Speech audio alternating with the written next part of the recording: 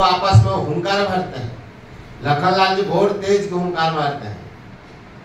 क्षत्रिय राजकुमार दशरथ महाराज दूर से देखकर बड़े प्रसन्न होते। एक बार क्या राम जी ने एक सींग पड़ा हुआ था घास, उसको उठाया, उस घास को उठा करके इसे थोड़ा सा टेढ़ा किया।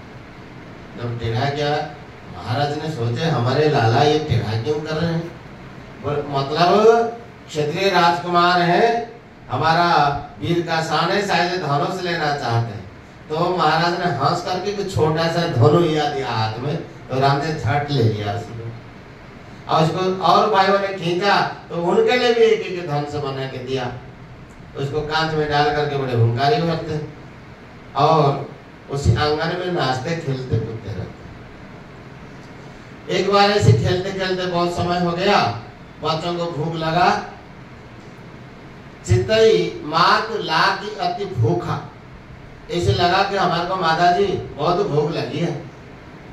और सुमित्रा मैया दौड़ आई, अपने दोनों लाला को उठा लिया, क्योंकि वो गोरे गोरे से हैं। लखन लाल जी और शत्रुघ्न लाल जी दोनों गोरे गोरे से हैं, तो उनको उठा लिया। कौशल्या मैया और कैकेयी मैया आई, पर झिझक रह गई दोनों लाला को देख करके, क्योंकि राम जी और भरतलाल जी दोनों एक जैसे हैं।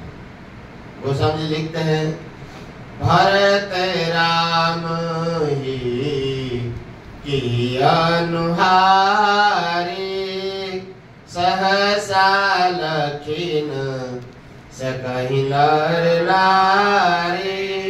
एक जैसे हैं, कोई तुरंत देखेगा, देखते पहचान नहीं पाएगी कौन राम है कौन भरत है। शील स्वभाव जैसे राम जी का है, भरतलाल जी का वैसे ही है। अब दोनों ठीठाक रह गई, उठाने में कौन उठाए कि हमारे बच्चा कौन सा है। अब द्वंद्व में पड़ गए, पहचान में नहीं आया। और आप में से कोई बता सकता है क्या उनमें से कौन राम हो सकता है और कौन भरत हो सकता है? बता सकते हैं? मैं शायद पिछली बार जब आया था चर्चा किया था इसके बारे में, सब भूल गए। बोले अब पहचान नहीं हो रहा है तो गुरु जी को बुलाना चाहिए, क्योंकि कोई समस्या होता है, समस्या का समाधान गुरु जी के पास होता है। वशिष्ठ जी को बुलाया गया है।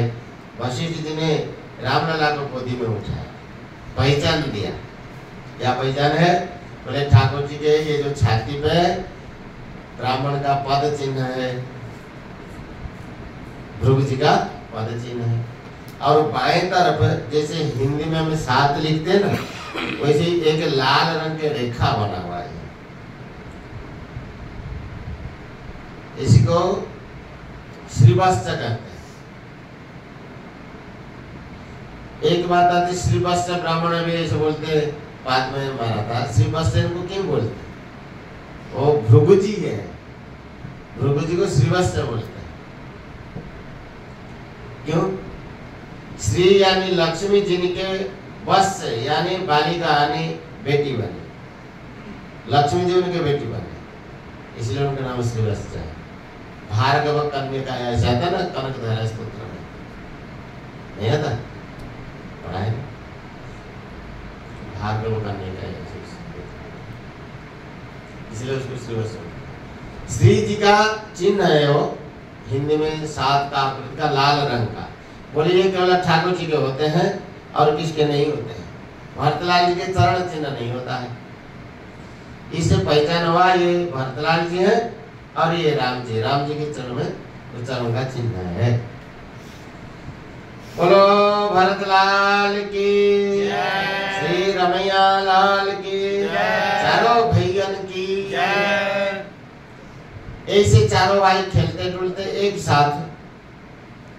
एक दिन की बात है, सवेरे सवेरे की बात है। श्री रामलला तो कौशल्या माता के महल में रहते हैं, भरतलाल जी कैकेयी माता के महल में, और सुमित्रा माता के महल में वो दोनों भाई रहते हैं।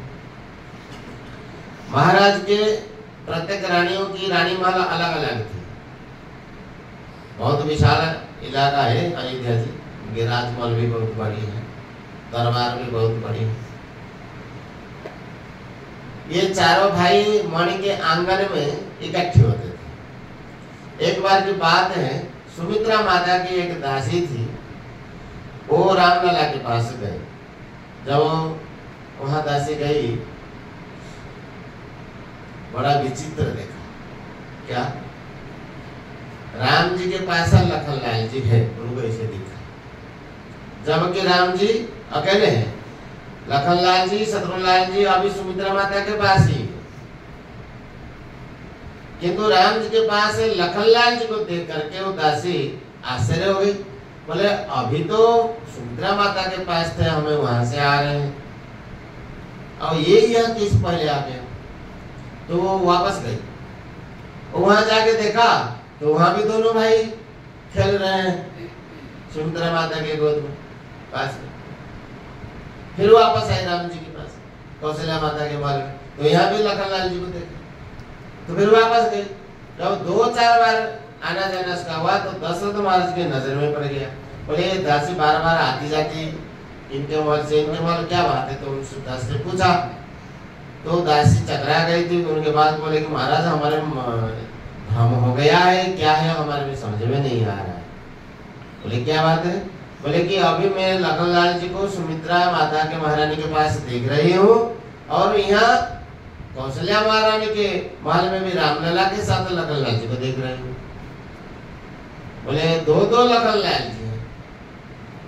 तो बोले तू पगली हो गई क्या? लखनलाल जी तो एक ही 2 कैसे आएंगे? तो चल हम देखते हैं।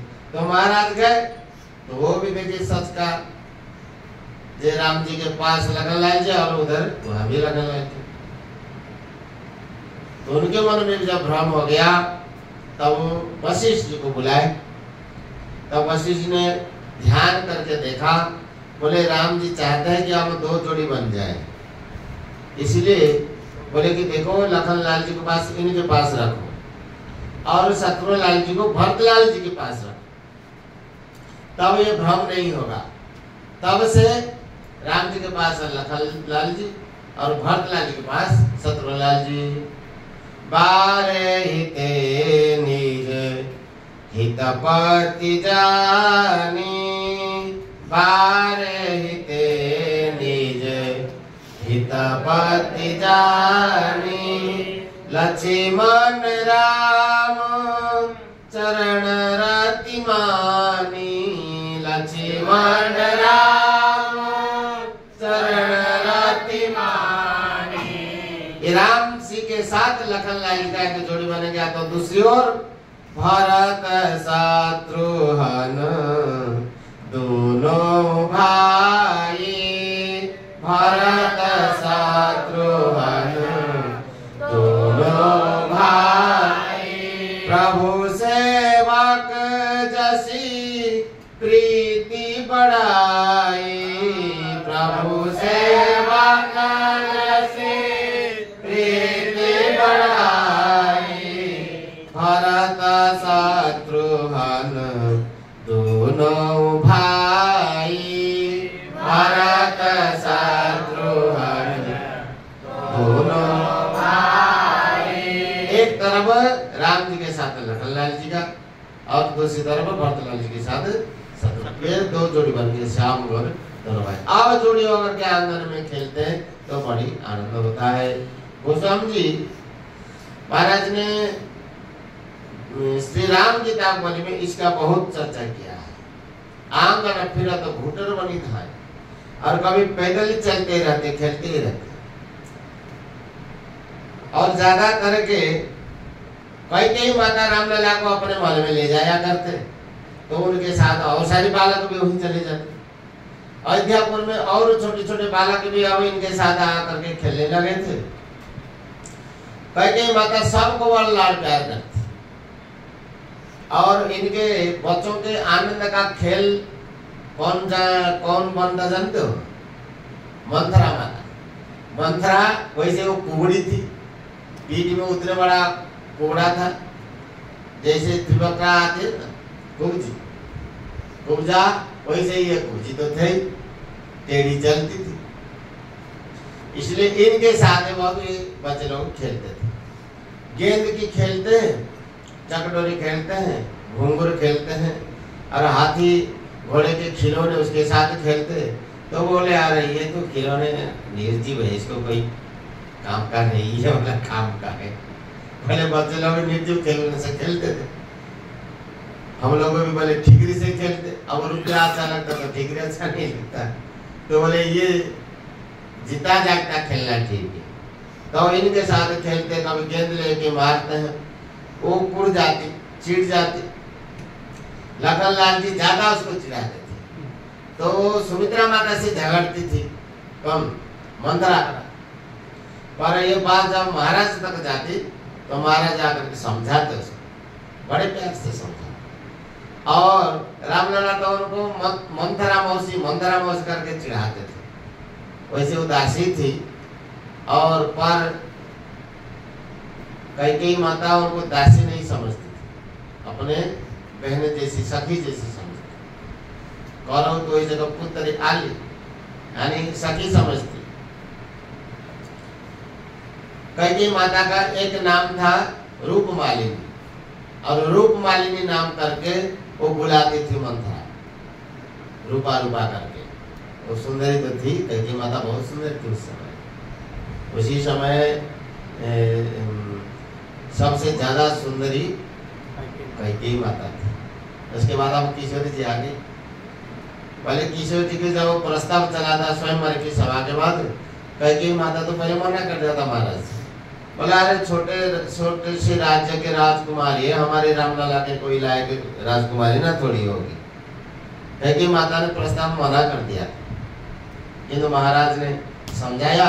जब किशोरी जी आई उनको देख करके हतप्रभा हो गई कई माता, बोले हम तो सोच रहे थे हमारी बहू रामलला के योग्य नहीं होगी, ये तो हम तो सुंदर की परखता था उसको। तो किशोर की देखे बोले हतप्रभा होगी, किशोर जो दिव्य शरीर है, हम ऐसे हमारी कई माता है, बड़े लाड प्यार करती है। एक बार की बात है, अग्नि पुराण में बात आती है कि श्री कई माता ने सवेरे से उठ करके रामलला के ध्यान में ज्यादा लगी रहती थी हर समय। भरतलाल जी की इतने ध्यान नहीं करते जितने राम जी की करते। भरतलाल जी और रामलाल जी देखने में कोई फर्क नहीं होता था, किंतु राम जी में आकर्षण ज्यादा होती थी उनकी शरीर से। तो सवेरे जाकर के नाना प्रकार से मिष्टान, नाना प्रकार के फल और नाना प्रकार के ये दूध दही से बनी चीज की अलग अलग से तैयार करके सजा करके रखी कई माता। चिंतन में बैठी रहे कि मेरे रामलला के लिए तो ऐसा ही होगा। यही चिंतन करते करते उनके साथ हर समय मंथरा रहती। मंथरा उनके काम में सहायता तो करती, पर उनका नजर ज्यादा भरतलाल के ऊपर रहता था, किंतु वो ज्यादा राम जी के ऊपर नाम लेती, रघुनंदन कर करके, रमैया लाल कर करके, तो वे चिढ़ जाती थी। तो ऐसी प्रतीक्षा में एक बार राम जी ने अपने सखाओं के साथ ही पधारे, तो कई माता बहुत प्रसन्न हुई, गोद में बिठा करके सबको भोजन कराई, नरम करे मिष्ठान विवाह करा। और बच्चे लोग तो बच्चे ही होते, चंचल स्वभाव के होते ही। और बचपन में राम जी भी बड़े चंचल स्वभाव के थे, ऐसे नहीं कि हर समय शांत बैठे, ऐसे नहीं। जैसे किसको भूत लग जाए तो शांत बैठते, ऐसे नहीं, हरदम चंचल रहते थे। अध्यात्म राम में बात भी आई है। जैसे कन्हैया ये मक्खन चोरी लीला करते थे, वैसे राम जी भी करते थे, वैसे लीला आती उसमें। अध्यात्म रामायण में, अग्नि पुराण में ये बात आई है। तो एक दिन की बात हुआ, और चारों भाइयों को साथ में सखा लोग भी है, छोटे छोटे बच्चे भी लोग भी हैं, और रामलला को गोदी में बिठा करके बड़े लाल लाड से खिला रहे। और राम जी कभी कभी ऐसे ले करके अपने सखाओं के मुख में भी खिलाते थे। और आपस में कोई सखा का हाथ नहीं जाता, मुख खोल के पड़ता, बोले सीधे फेंको, तो ये भी सीधे फेंक देते थे। इस देख करके मंथरा कुड़ रही थी, तो राम जी ने इशारा किया, देखो हम लोग को खा रहे इसलिए इसको नहीं मिल रहा शायद, इसलिए तो कुड़ रही है, इसको खिलाना चाहिए। तो सारी सखा लोग उनको अच्छी तरह से खिलाया, केवल मुंह से नहीं खिलाया, हाथ पाँव सब जगह खिला दिया उसको, गधी से, लवण से, और ऐसे खिलाया उसको। फिर उसको पकड़े, किसने झोंडा पकड़ा, किसने पल्लू पकड़ा, किसने पाँव पकड़ा। राम जी पाँव पकड़ लिए, राम जी ने पाँव पकड़ा, उसको नीचे जो दही था उसको ढोल करके उस पर उसको ढूंढा अच्छी तरह से घसीटा। वो चिल्लाते रहे, उसको छोड़े नहीं, वो चिल्लाते रहे, वो आना दे रहे तरह बातें लोग नाच कूद करके। तो वो जोर से चिल्ला करके सुमित्रा माता को खड़गा सुनाने लगी, और हे महाराज, आपके बच्चों ने मुझे तो मार ही डाला, बचा तो सही। तो महाराज के नाम ले, तो महाराज आगे पहुंचे तो बच्चे लोग इधर भागे डर के, महाराज से तरह डरते थे। तो महाराज ने मंथरा को प्रेम से समझाया कि देखो बच्चे लोग तो शरारती होते हैं, शरारती नहीं करेंगे तो कब करेंगे। तो उनको समझाए। ऐसे लीला अग्नि पुराण में भी बड़े सुंदर से वर्णन आता है। रामलला भी ऐसे नटखट लीला भी करते। अध्यात्म में एक बात आई है। तो एक बार क्या हुआ, माता ने अच्छी बढ़िया से श्रृंगार कराया और नाना प्रकार से मेवा वगैरह, मीठा नष्ट वगैरह खाने के लिए दिए, पर रामलला के मन थोड़ा सा सूख गया। क्यों? बोले अब तक मेरे सखा लोग नहीं आए, सब लोग हम खा के चले गए, तो कैसे होगा? हमारे सखा लोग तो मेरे घर से बैठे हैं, रामलला का प्रसाद मिलेगा, साथ मिलेगा, बढ़िया से मिलेगा। अब ये खाए नहीं तो माता जी रुष्ट हो गई। बोले नहीं खा रहा है तो यहीं बैठे रहना, हम थोड़ा काम निकाल लेते हैं। और जा करके दधी मंथन करने लगे। एक बात आई, कौशल्या माता के महल में दासियों की कोई कमी नहीं थी, किंतु कौशल्या माता अपने हाथों से अपने लला के लिए सारी बनाती थी। मक्खन निकालना तो अपने हाथों से निकालते, रोटी बनाना तो अपने हाथ से निकालते। उधर कैकेयी माता भी बनाती थी, किंतु कौशल्या माता अपने हाथ से बड़े लाड से करती। अब राम जी ने देखा हमारे सखा लोग आ गए। जब सब लोग आ चुके, अब माता से बोले कि माता जी लाओ। तो माता जी रूठ गई, बोले हम तो पहले खिलाते खिलाते खाया नहीं, अब हम जो काम में बीच काम में छोड़ के जाना सही। अब मक्खन निकालते तो बीच में छोड़ के जाया नहीं जाएगा। आजकल तो मशीन हो गया, उसको तो हाथ से रस्सी से खींचना पड़ता था। तो नहीं आए तो इनको गुस्सा आ गया। अरे बाप रे, ऐसा गुस्सा कहीं देखा नहीं हो। जैसे युद्ध समर भूमि में गुस्सा किया जाता है, ऐसे गुस्सा उनको आया और उसको हंडी वगैरह तोड़ फाड़ कर दिया। बंदर को भी खिलाया, सका को खिलाया, सिक्के में रखा तो उसको भी उतार के सबको बांट दिया। जैसे मक्खन चोरी लीला आता है, वैसे ही लीला यहाँ अध्यात्म में वर्णन किए। तब राम माता जी ने देखा, अरे हमारे हंडी वगैरह सब तोड़ दिया है, अब इसको आज नहीं छोड़ेंगे, राजा नटखट हो गया है। हम इसको ढील दे दिया तो उन्होंने ठीक हो गए। अब एक सोटा लेकर के कौशल्या माता वहां से बेलन काठी उठाई, तो रामलला भागे, सखा लोग भी भागे। अब 6 साल के हो गए, 5-6 साल के, जोर जोर से तेज से भागते हैं। जब भागे, कौशल्या माता दौड़ते दौड़ते बहुत थक गए, तो लास्ट में उनको पकड़ ही लिया। तो ठाकुर जी डर से गए, तो एक दासी आकर के उनको समझाई, बोले अरे महारानी जी तुम्हारे घर में क्या अभाव पड़ी है, तो ऐसे लाला को तो मारने के लिए सोटा उठाई है। इतने कहते उनके हाथ से सोटा तो गिर गया, लाला को हृदय में गोदी में उठा लिया है। फिर इस सखा को बुलाकर बड़े लाड प्यार से भोजन कराई। क्या बात यहाँ तक आई। और वो शुद्ध कोखल में बांध दिया था। इसे भागवत की बात आई है कृष्ण अवतार में, पर यहाँ तक लीला है। ठाकुर जी नटखट लीला में ऐसे भी नाना प्रकार के लीला करते थे। एक बार क्या हुआ, चारों भाई आंगन में खेलते खेलते तीनों भाई थोड़ा इधर उधर सरक गए, तो वो अकेले बैठे रामलला। उस समय हुआ क्या था, जेठ महीना की पूर्णमासी की तिथि थी। जेठ महीना की पूर्णिमा को श्री सरयू जी की जन्म तिथि मानी जाती है। वो सरयू जी उसी दिन यहाँ धरती पर आई थी, इक्ष्वाकु महाराज ने उसको लाए थे। वशिष्ठ जी बोले इक्ष्वाकु महाराज से, बोले कि ये जो अयोध्या है ये परम धाम है, यहाँ श्री रघुनाथ जी का निवास स्थान है, इसलिए जल का स्थान होना चाहिए, जल का प्रभाव होना चाहिए, तब तक तीर्थ बनेगा। इसलिए आप एक काम करो, यहीं से मान सरोवर से एक नदी को निकाल के लाओ। वशिष्ठ जी ने आज्ञा दिया तो महाराज इक्ष्वाकु ने वहीं अयोध्या में खड़े खड़े एक तीर मारा, तो वो तीर सीधा गया था मान सरोवर, और वहां से एक धारा को खींच करके ले आए।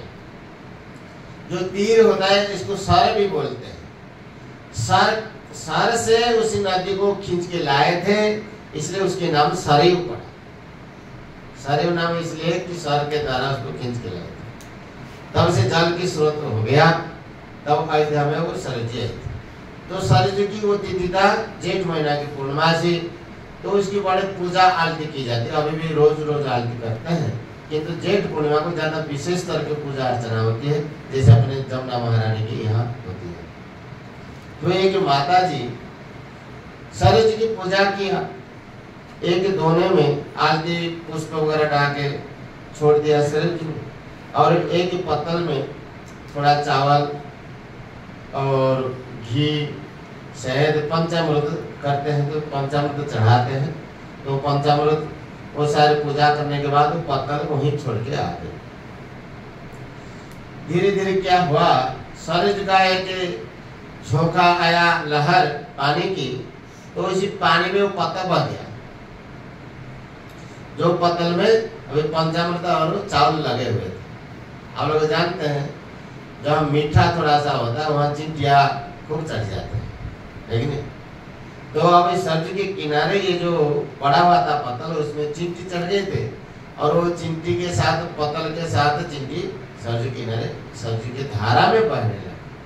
बहते बहते बहते बहते सरयू की पंचकोशी के जैसे सीमा आया, सीमा से बाहर होने लगे, तब वो चिंटी व्याकुल हो गए। ठाकुर जी से प्रार्थना किया, प्रभु हम अयोध्यावासी हैं, अब आपके पंचकोशी से बाहर जा रहे हैं, हम ये चोटेरा जीव के पीछे पड़ गए, भोजन के पीछे, तो अब बहने लगे हैं, हमारा कौन उद्धार कर सकता है? हमें भी तो ऐसे पड़े हैं, जीव के चटरे की वजह से खाने पीने के पीछे तो संसार में भाड़े करें। ये जीवा आहार निकटे बंधन भव सिंधु तटे, सुलावा डाबर बघाटे बंधन भव सिंधु तटे। तो हम लोग भोजन के पीछे हमारा पास छूट रहा है, प्रभु हमारा रक्षा करो।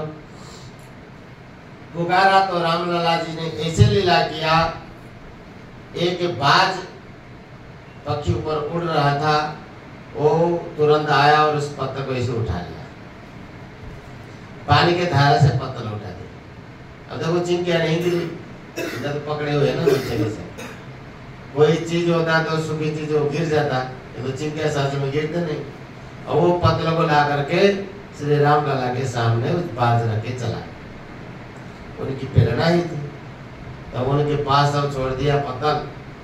अब ये तीनों भाई थोड़ा आड़े तेरे दूर हो गए थे, उन्हें देखा बगल में भी कोई नहीं, माताएं दूर दूर खेल देख रहे हैं, उनकी हमारे और नजर नहीं, नजर बचा करके रामलाल ने उसको ऐसे अपने हाथों से स्पर्श किया।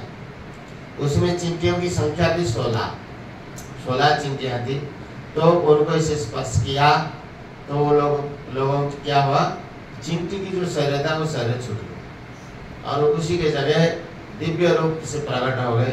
तो 16 माता ही थी, चिंटी थी, तो 16 माता के रूप में प्रकट हुई, ठाकुर जी की स्तुति प्रार्थना की। तो ठाकुर जी ने बोले हम तो अभी बालक हैं, हमारी स्तुति क्यों करो, आशीर्वाद दो, आप हमारा तो माता है। ठाकुर जी श्री किशोर जी के अलावा सबको माता ही समझते हैं, तो ये देवियां उनको देवी के स्थान में दिया। बोले आज से आप लोग पूजा पाएगी 16 मातृका के रूप में, गौरी पद्मा सची मेधा सावित्री विजया जया देवासना स्वधा स्वाहा मातरा लोक मातरा। ये जो 16 मातृका इनके ऐसे सृष्टि हुए हैं।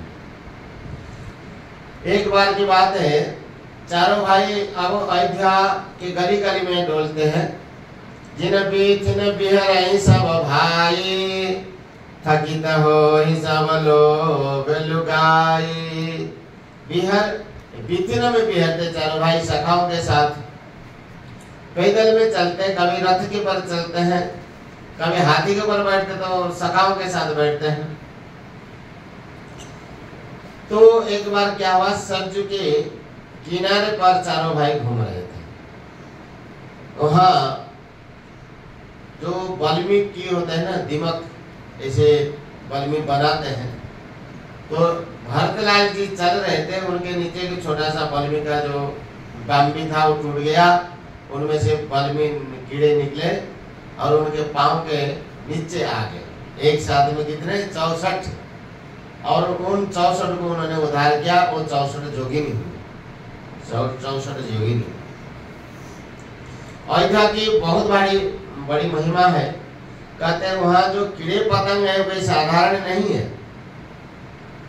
कीड़े चलते हैं तो उनके जो पांव की रेखा बनती है, उसी रेखा से विष्णु सहस्त्र नाम की अपने आप लिखित हो जाती है। ये अयोध्या की चींटी और चिंटा की महिमा है। ब्रह्मा जी देखे आश्चर्य हो गए, ब्रह्मा जी देखे आश्चर्य हो गए। एक बार ब्रह्मा जी वहां आए हुए थे, देखे ये छोटे छोटे अक्षर से कुछ लिखा सा दिख रहा है, तो उन्होंने फिर नजर निगरान करके देखा, ये तो विष्णु सहस्त्र नाम है। लिखा किसने? देखा ये चिंटे चिंटे चलते हैं तो उसी से उनके जो पांव से ये रेखा बन गया है। ऐसे वहां की महिमा है, अयोध्या की अनंत महिमा है। ठाकुर की लीला करते ही रहते, बाल्य लीला की कोई सीमा पार ही नहीं।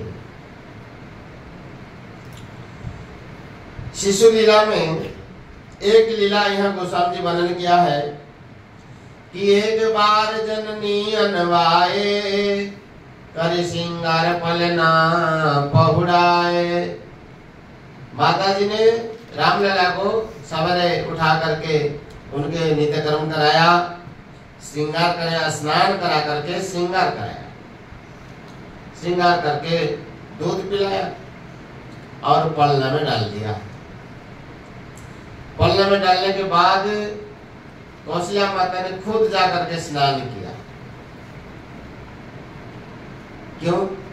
बोले अभी पूजा करनी है, अपने कुल देव हैं रघुनाथ जी, तो उनकी पूजा करनी है तो स्नान करनी है, पूजा के पहले स्नान करना चाहिए। तो बिना स्नान के रामलला की ये सेवा कर रहे थे क्या? बोले तो पहले तो नहा लेती थी भोर से उठ करके, किंतु रामलला को दूध पिलाई तो स्तन झूठा हो गया, तो वो झूठन शरीर से ठाकुर जी की कैसे पूजा करे? तो इसलिए फिर से नहाई, फिर से नहा करके और पूजा किया, श्री रघुनाथ जी की नैवेद्य चढ़ाया। पहले आप याद रखिएगा, दशरथ महाराज के 700 रानी है, पर उनमें से पटरानी 3 है, और इन तीनों रानियों पर ऋषि था। क्या क्या ऋषि कौन करते? बोले कौशल्या माता का तो ऋषि था पूजा का विभाग, पूजा करना है, ये कौशल्या माता का दायित्व था। और राजनीति के ऊपर देश कैसे चलेगा, प्रजा की सुख सुविधा कैसे होगा, इसका दायित्व कैकेयी माता के ऊपर था। और सुमित्रा माता का और भंडार घर की ऋषि था, यानी घर की भंडार, आज क्या भोज बनेगा, क्या लेन देन होगा परिवार में, इनकी ऋषि दायित्व सुमित्रा माता का था। और राजनीतिक क्षेत्र में कैकेयी माता का, वो राज्यसभा में दरबार में बसती थी दशरथ महाराज के साथ।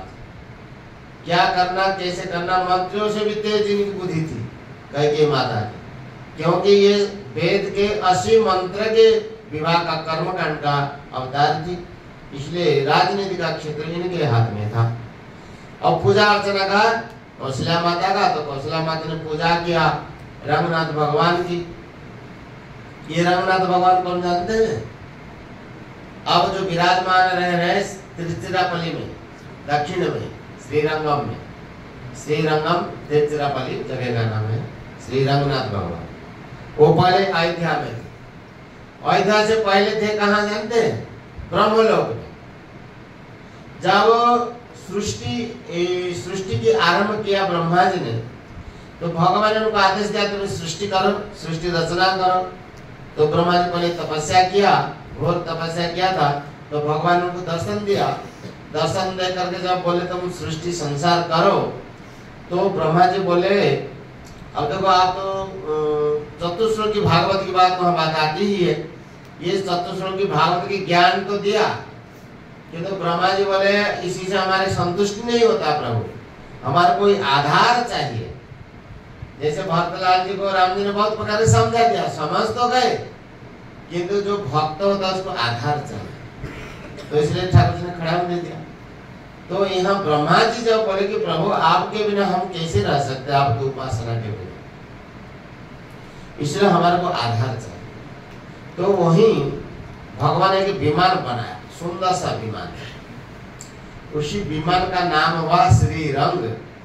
श्री कहते महालक्ष्मी जी, उसकी रंग यानी भक्ति रंग से लेकर के विमान बना और उसी में खुद विराजमान हो गए। तो उन्हीं रंग विमान का ये हुए नाथ है, इसलिए ठाकुर जी का नाम पड़ा श्री रंगनाथ। अब उसी रंगनाथ भगवान को ब्रह्मा जी को दिए, भगवान अपने आप को समर्पित किया। तो ब्रह्मन लोक में ब्रह्मा जी उनको पूजा अर्चना करते थे। और सूर्य वंश में ब्रह्मा जी के पुत्र हुए मरीचि, मरीच के हुए कश्यप, कश्यप जी के हुए सूर्य भगवान, सूर्य भगवान के वैवस्वत मनु, मनु के पुत्र हुए इक्ष्वाक।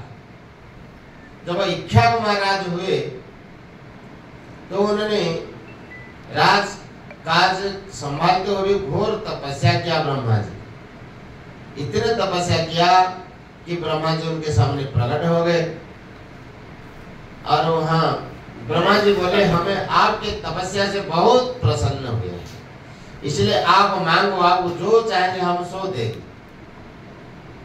तो इक्ष्वाक महाराज ने बोले अगर ऐसी बात है तो हम ऐसे करते हैं, आज तक हम जो तपस्या किए हैं वो सब हम आपको देते हैं और आप जितने तपस्या किया है वो सारी तपस्या मुझे दे दीजिए, ये हमें बदल करेंगे।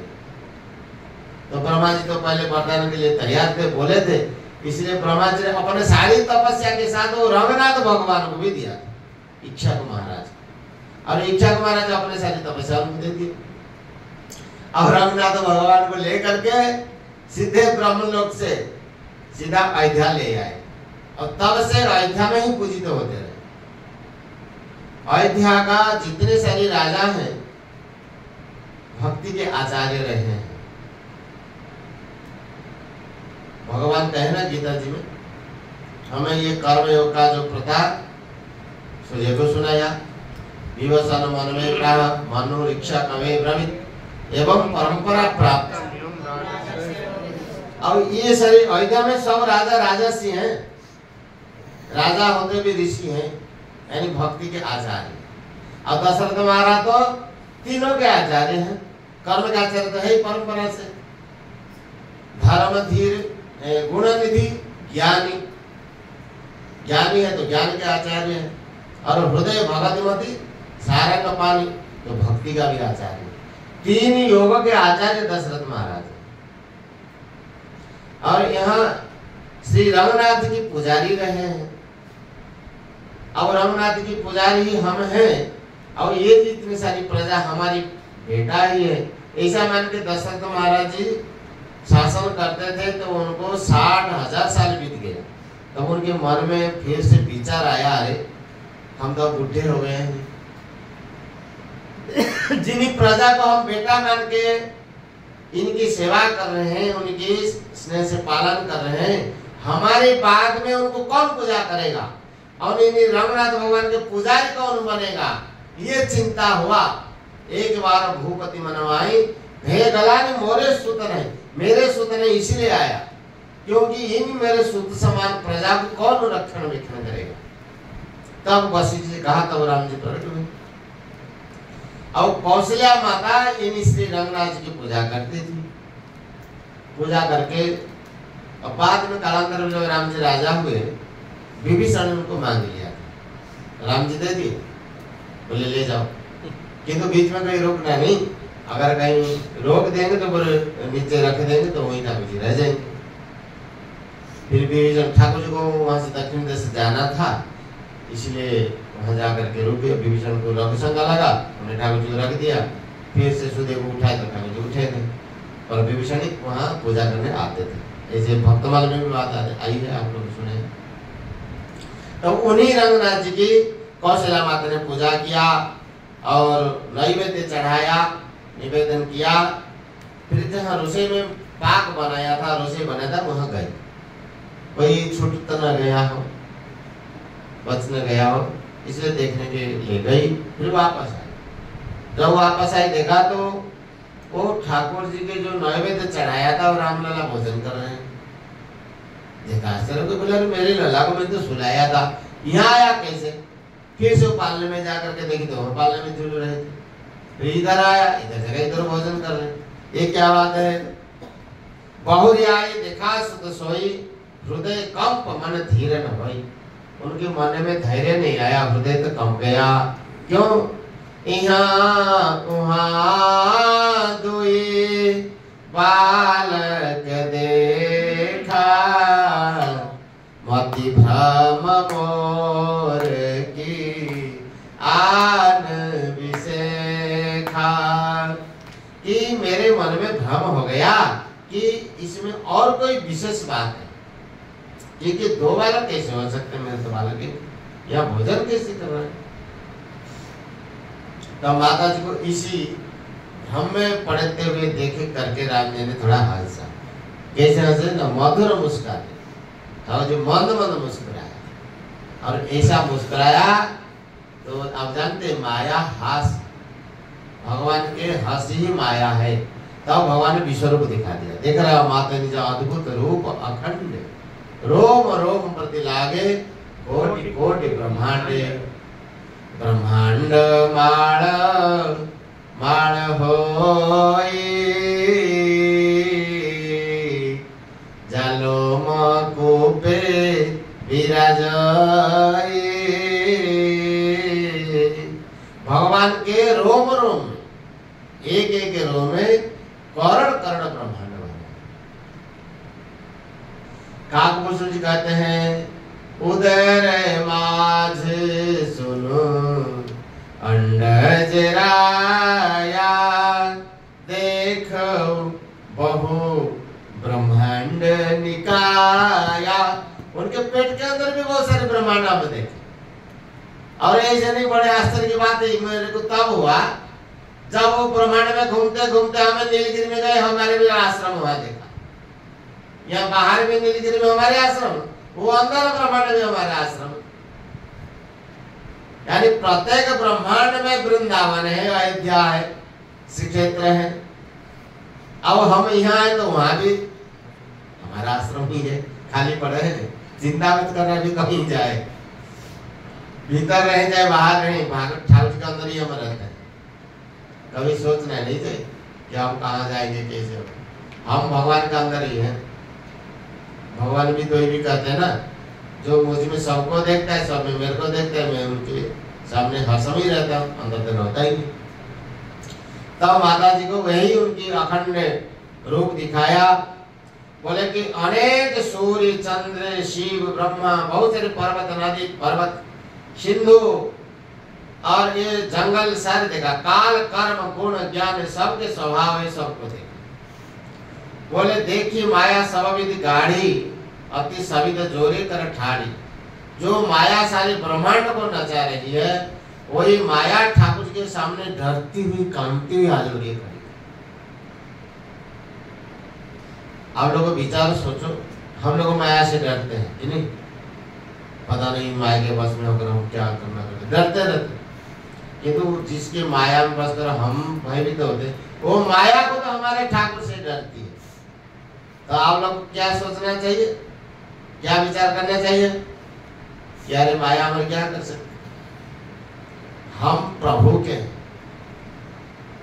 इसलिए कर ही न सके। कछु निज प्रभुता, जो ठाकुर जी को अपना मानते हैं, माया उनके पर अपने प्रभाव डाल नहीं सकते। अब यहाँ माता जी ने उसी माया को भी देखा, जीव को देखा, जो जीव उसी माया के वशुद होकर के भ्रमते रहते हैं, और उसी भक्ति को भी देखा जो भक्ति में बस होकर जीव माया से छूट जाते हैं। माया और भक्ति ये दोनों एक जातीय हैं।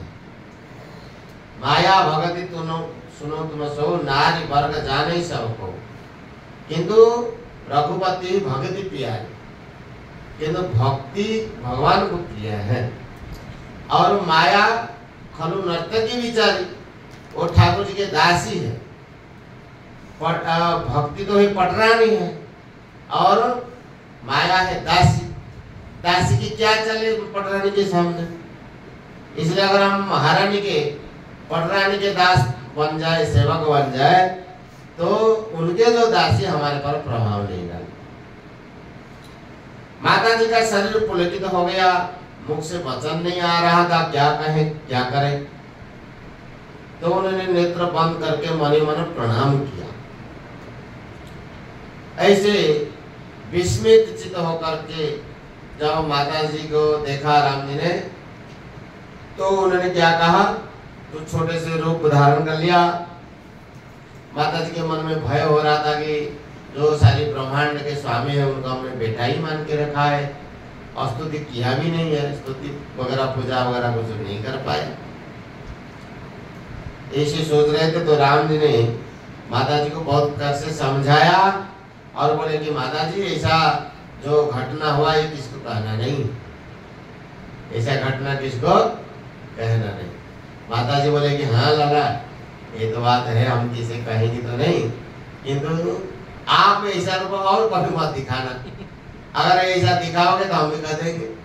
तो ये शर्त है, आप नहीं दिखाना हम नहीं कहेंगे, अगर आप दिखाएंगे तो हम कहेंगे। आप जानते जब राम जी वन को चले गए तो कौशल्या माता को दिखता, राम जी सब जगह दिखते। तो ये शर्त क्या था, जब आप ऐसे रूप दिखाएंगे तो हम कहेंगे। तब और सुमित्रा माता से कहती, कहूँ समझे वन गमन राम को रही थकी चित्र लिखी सी, तुलसीदास वह समय कहते मानव लिखी, मानव सीखी सी, लिखी सीखी सी, जैसे कोई सीखा हुआ हमें लिखा है ऐसे लग रहा है। सुमित्रा माता से कहते कि अरे सुमित्रा कहो राम जी वन को चले गए, सत्य है क्या? अगर वन को चले गए तो मुझे क्यों दिखते हैं सब जगह? तो मतलब गए नहीं, मतलब राम जी का विश्व रूप है, सब जगह राम जी विराजमान है, वही राम जी को देख रहे हैं। ये ठाकुर जी के शिष्य लीला है और बाल्य लीला का एक दो हम चर्चा किया, और भी कई मेरे जो ख्याल आएगा वो वर्णन करने का ऐसे विचार है। एक तो मेरे ख्याल में है, वो थोड़ा लंबी तो कल चर्चा करेंगे, अब तो समय हो गया है, ठीक है। बोले श्री राम जय जय राम, श्री राम जय राम, श्री राम जय राम, श्री राम जय राम,